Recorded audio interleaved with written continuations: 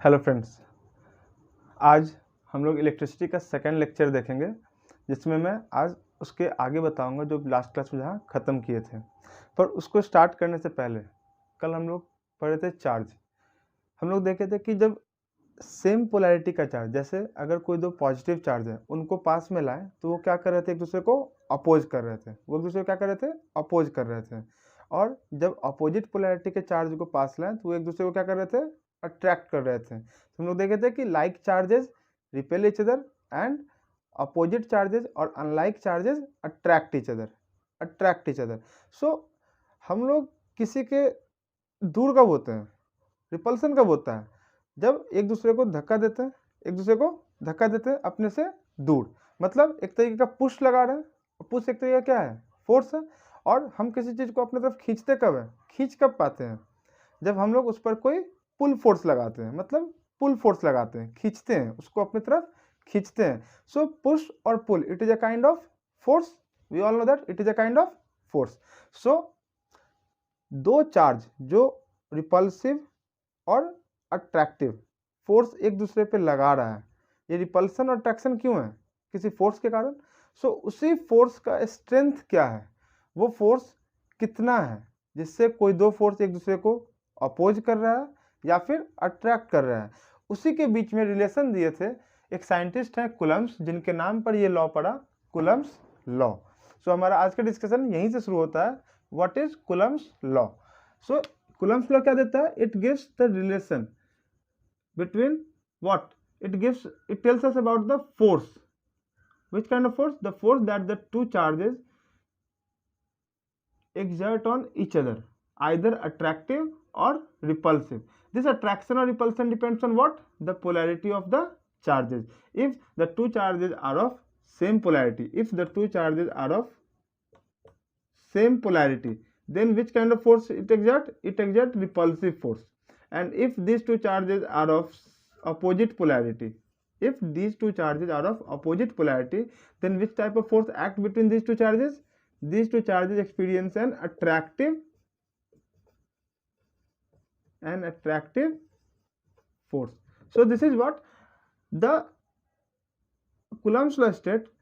What is the magnitude of this force?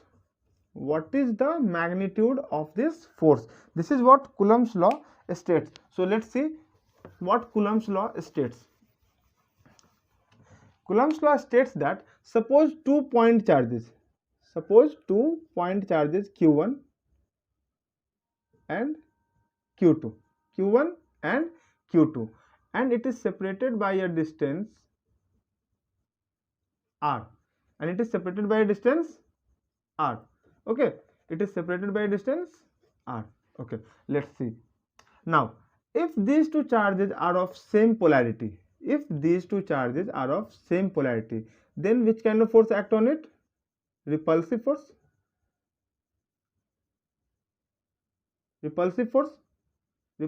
will act on it. So this force, the repulsive force which act on these two charges Q1 and Q2, between these two charges the repulsive force act. The strength of that force is given by, Coulomb states that the force between the 2-point charges is directly proportional to the product of the magnitude of charges, and inversely proportional to square of the distance between these two charges. So this is directly proportional to the product of the charges, which is this force, and inversely proportional to the square of the distance between these two charges. Okay, now this force will act always along the line joining these two charges. Means this force is acting along this and this force will act along this. These are the repulsive force. But the line joining these two charges, just see this line, isn't this force is along this line?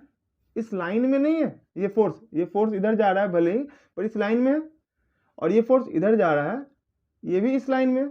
So these two forces always act along the line joining these two charges. Keep it in mind, this force will always act along the line joining these two charges. So what Coulomb's law states? force is directly proportional to product of the charges and inversely proportional to the square of the distance between them. So to remove this proportionality, we see F is equals to K Q1 Q2 upon R square. This is what Coulomb's law states. This is what Coulomb's law states. The force experienced by the two charges when placed nearby.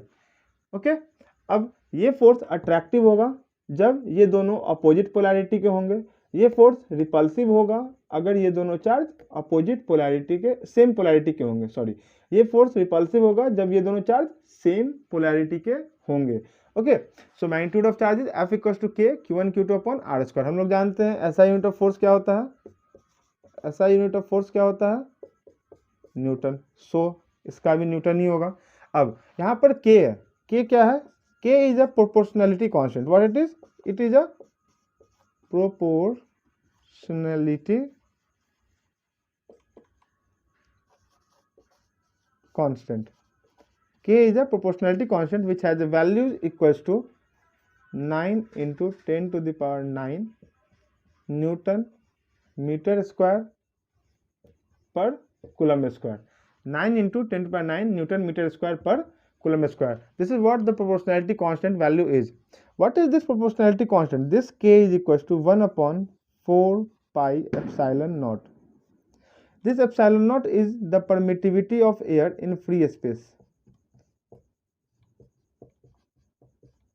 Permittivity of air. This is what epsilon naught.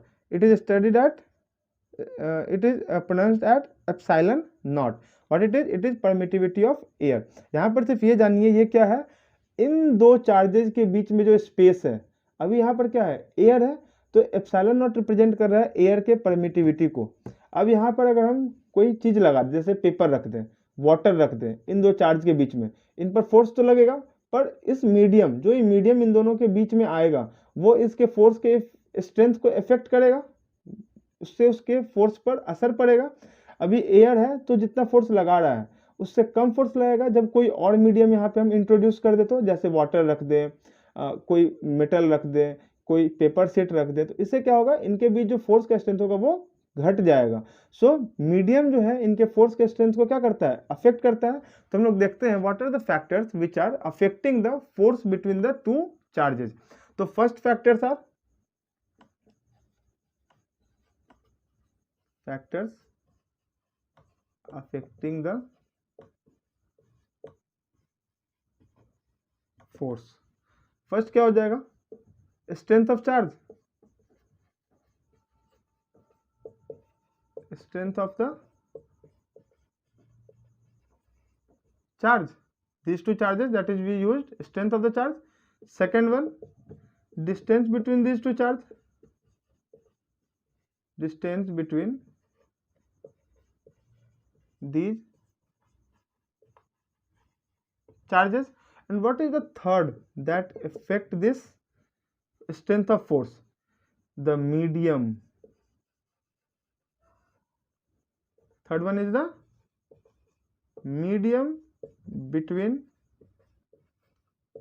these two charges. For here you have to study only about air. So for air the value of K is 9 into 10 to the power 9 Newton meter square per Coulomb square. Okay, but just understand that the force, this force can be affected by the strength of these two charges, inversely proportional to the distance, so it is also affected by the distance between these two charges. And the third one is the space between these two charges have some medium. Here it is air, but if I replace air by water, glass, any other material, then its strength can be affected. That's why medium is also affecting the force between these two charges. Okay, so this is what all Coulomb's law is about. So be careful about it. Now we will study electric field. Now we will study what? Electric field. Let's see what is electric field. Let's see what is electric field. Okay, so electric field, we know what is field means. हम लोग जैसे देखे थे कि जब हम लोग com को रब किए और पेपर पीस के पास ले गए, तो कॉम को उसके पास ले जाना पड़ा, then that paper piece get stick to this comb. If I kept this paper piece here and kept this comb here, क्या ये इसको अट्रैक्ट करेगा? पेपर पिस को अट्रैक्ट करेगा? नहीं। क्यों? क्योंकि इस चार्ज का एक अपना फील्ड है, ये अपने आसपास क्या बनाता है? एक फील्ड बनाता है। फील्ड बनाता है मतलब अपने इसके चार्ज का जो एक इफेक्ट है, जितने दूर में एक्सपीरियंस किया जाएगा इसके आसपास, जितने दूर में इसके इफेक्ट को एक्सपीरियंस किया जाएगा, that is called the field of that charge. That is called the field of that charge. What is called that field? जिसके आसपास इस चार्ज का अफेक्ट एक्सपीरियंस किया जाए। जैसे पेपर पीस यहाँ था और ये कॉम यहाँ रखे हुए थे, कोई इफेक्ट नहीं पड़ रहा था पेपर पीस पे। पेपर पीस को पास लाए, पास लाए, पास लाए, पास लाए, पास लाए, जैसे ही यहाँ लाए पेपर पीस पे क्या हुआ? अफेक्ट हुआ। क्या हुआ? पेपर पीस अट्रैक्ट होने लगा। पेपर पीस अट्रैक्ट होने लगा। तो जितने दूर में इसके आसपास इसका इफेक्ट एक्सपीरियंस किया जाए इन the form of force, that is called the field of this charge. That is called the field of this charge. Okay, so what is electric field? It is the space or region. It is the space or region around which a charge, around a charge, within which what happens? Within which its effect can be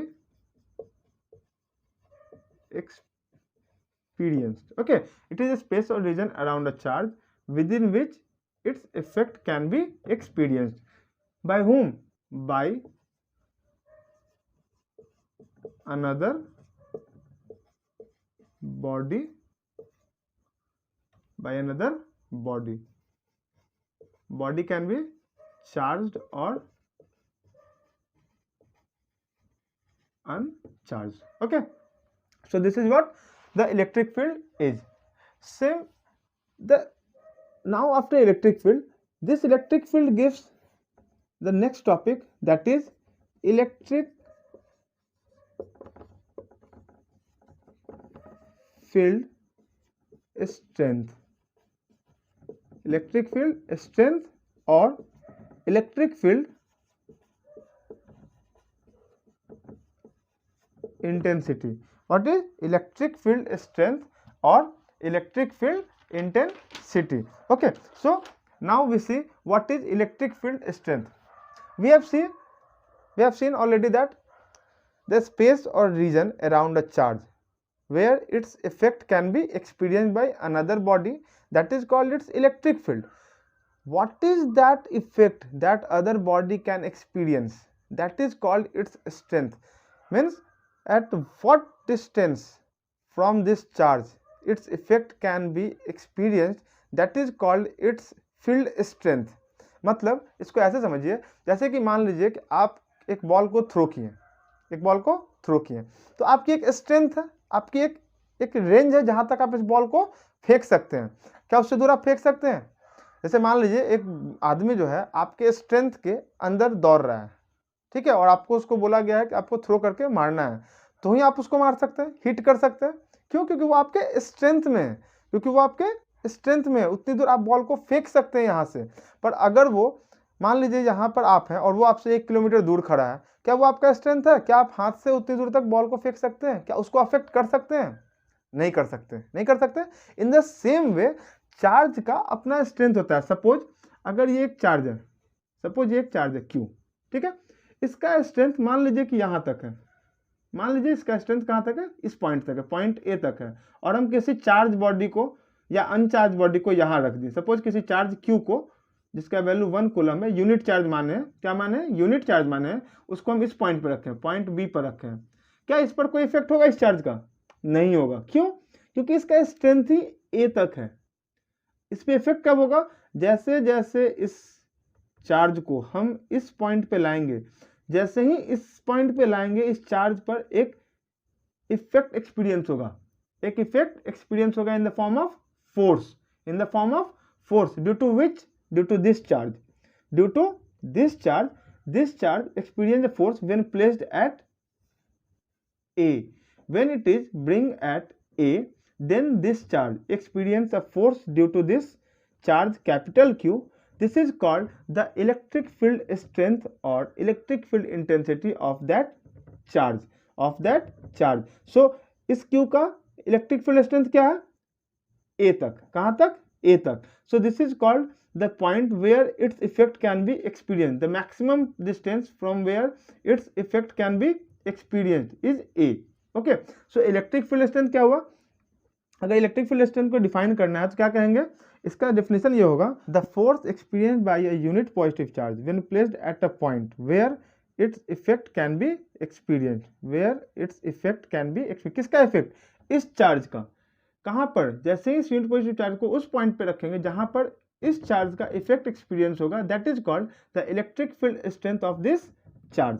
okay, so electric field strength clear है. So now what I said, when this charge is placed at this point means at A, Q is equals to 1 coulomb. Okay, and suppose the distance between them is R. Okay, so what is the force? According to Coulomb's law, the force is capital Q, K, capital Q, small q upon R square. This is what, according to Coulomb's law, the force between the two charges. Okay, now F is equals to what? K, capital Q upon R square. Why? Since Q is equals to 1. Okay, now F equals to K Q upon R square. This is the force experienced by this unit charge when placed at point A. So this force is called the electric field strength of this charge, isn't it? This force is called electric field strength of this charge. Why? Because this is the force experienced by this small charge Q when placed at point A. So this F can be replaced by electric field intensity. This electric field intensity is denoted by capital E. Electric field intensity is denoted by capital E, that is equals to K capital Q upon R square. Now this is what the electric field strength is in terms of capital Q. But what this electric field strength is in terms of this small q? Now coming to this force, this K Q upon R square can be replaced by E. Now the force that is experienced by this small charge is given by F is equals to this K Q upon R square can be kept over here as E. Now E into small q. Now the electric field in terms of small charge Q is given by E is equals to F upon Q. And from here, what is the SI unit of electric field? The SI unit of electric field is Newton. The SI unit of electric field is, if I say, what is the SI unit of electric field? The SI unit of electric field is Newton per Coulomb. Why Newton per Coulomb? Force has unit Newton as SI unit and charge has SI unit Coulomb. Force upon charge, Newton upon Coulomb. So that is Newton per Coulomb is the SI unit of electric field. Okay, this is what electric field strength or electric field intensity is. Now we will move further to the next topic, that is electric potential. देखिए हम लोग electric potential देख रहे थे. चलिए electric potential देखते हैं क्या होता है. इलेक्ट्रिक पोटेंशियल का डेफिनेशन देखिए यहाँ लिखे हुए हैं, work done in moving a unit positive charge from infinity to that point in the electric field is called electric potential. Let's understand this statement. What is that electric potential means? Suppose a charge Q at this place. ठीक है, हम लोग जानते हैं charge अपने आसपास क्या बनाता है? फील्ड बनाता है. हम लोग देखें इलेक्ट्रिक फील्ड क्या होता है. चार्ज अपने आसपास क्या बनाता है? फील्ड बनाता है, जिसके अंदर क्या होगा, इसका इफेक्ट एक्सपीरियंस किया जाएगा. By whom? By the other uncharged और चार्ज्ड body. So उस बॉडी को जो इसके फील्ड में रखा जाएगा उस पे क्या लगेगा? अगर सेम पोलैरिटी का वो बॉडी पे चार्ज होगा तो वो कौन सा फोर्स एग्जर्ट होगा? उस पर रिपल्सिव फोर्स एग्जर्ट होगा. और अगर अपोजिट पोलैरिटी का चार्ज रखेंगे तो उस पर अट्रैक्टिव फोर्स एग्जर्ट होगा. तो देखिए सपोज एक चार्ज इन्फिनिटी पे, कहाँ पे है? इन्फिनिटी पे कहीं पे एक चार्ज रखा हुआ है, यूनिट चार्ज. कितना? यूनिट चार्ज कहाँ पे रखा गया? इन्फिनिटी पे. तो इन्फिनिटी पे क्या मानते हैं कि इस किसी भी चार्ज का फील्ड इतना नहीं होगा कि वो इन्फिनिटी पे हो। तो इन्फिनिटी पे क्या मानते हैं कि पोटेंशियल नहीं है, इस पर कोई इफेक्ट नहीं हो रहा है। इफेक्ट कब होगा? जब इस चार्ज को इन्फिनिटी से इसके फील्ड में कहीं पे भी लाएंगे, जब इस चार्ज को इन्फिनिटी से इस चार्ज के फील्ड में कहीं पे भी लाएंगे, तो उस फील्ड में लाने के लिए हमको काम करना पड़ेगा। जैसे कि हम इधर से, मेरा फोर्स है, हम कंटिन्यू इधर से धक्का दिए जा रहे हैं। अब अगर किसी बॉडी को हमको इस फोर्स के अंदर लाना है, मेरे तरफ लाना है, तो जाहिर सी बात है उस पर आपको काम करना पड़ेगा, मेरे अगेंस्ट आपको काम करना पड़ेगा, ताकि आप उस बॉडी को मेरे इधर ढकेल पाइए, मेरे इधर ला पाइए। तो उसको लाने के लिए क्या करना पड़ रहा है? आपको काम करना पड़ रहा है उस बॉडी को लाने के लिए। सिमिलरली इसका फील्ड जहां पर जिस फील्ड के स्ट्रेंथ तक ये क्या करेगा? अपोज करेगा इस यूनिट पॉजिटिव चार्ज को। तो इस यूनिट पॉजिटिव चार्ज को इन्फिनिटी से इसके फील्ड में किसी पॉइंट पर लाने के लिए जो वर्क डन किया जाएगा, that is called the electric potential. Suppose this charge is bring from this infinity to suppose any point A. This point A is the point where its electric field can be experienced. Where its electric field can be experienced. A. तो यहाँ तक लाने में जो work done होगा किसी unit charge को कहाँ लाए? यहाँ पर लाए। इन्फिनिटी से कहाँ पे लाए? इन्फिनिटी से उठाकर इस पॉइंट पर लाए। इस पॉइंट पर लाने के लिए कुछ वर्क करना पड़ा होगा। इस वर्क को जो वर्क किए हैं, that is called the electric potential of the charge. Okay, so electric potential is denoted by capital V। Capital V, electric potential is denoted by capital V। So electric potential, जैसा कि definition बोलने, क्या बोले electric potential का definition? Work done in moving a unit positive charge from where? Infinity to that point in the electric field. From infinity to that point in the electric field. Work done किया गया, work done किस पे किया गया? Unit positive charge पे। This is called the electric potential. Clear है? That is what electric potential is. अब हम इसका अगर ऐसा यूनिट देखें तो वर्क डन का ऐसा यूनिट क्या होता है? Joule. Joule denoted by capital J and charge का क्या पढ़े हैं? कूलम। सो पोटेंशियल डिफरेंस का ऐसा यूनिट होता है जूल पर कूलम, या फिर 1 वोल्ट, वोल्ट भी होता है। इलेक्ट्रिक पोटेंशियल को डिनोट करते हैं कैपिटल V से। इसका ऐसा यूनिट होता है, इसका ऐसा यूनिट होता है वोल्ट भी होता है, volt denoted by capital V। Okay, it's ऐसा unit is also denoted by capital V and it is also denoted by capital V। What? Electric potential. So we can define 1 volt as 1 joule per coulomb, as 1 joule per coulomb. So what is the definition of 1 volt? If we define 1 volt, then how we define 1 volt? See, electric potential of any system is said to be 1 volt when 1 joule of work is done to bring a unit positive charge from infinity to that point in the electric field. That is called the electric potential 1 volt. When 1 joule of work is done in bringing a unit positive charge from infinity to that point in the electric field. Okay, that is what 1 volt is. Clear है? 1 volt किसको बोलेंगे? Now, potential, electric potential जो हम लोग देख रहे हैं, it is a which type of quantity? Electric potential is a scalar quantity. Why so?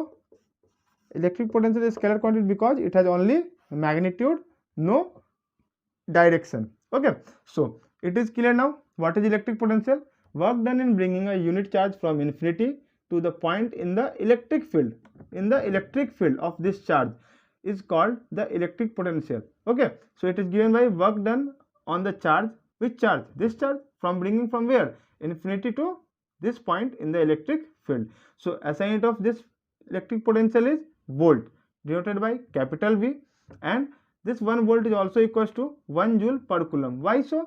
Work done का यूनिट होता है जूल और चार्ज का यूनिट होता है coulomb. So 1 volt is equal to 1 joule per coulomb. And I have also defined what is 1 volt. So this is for today. अपना ध्यान रखिए.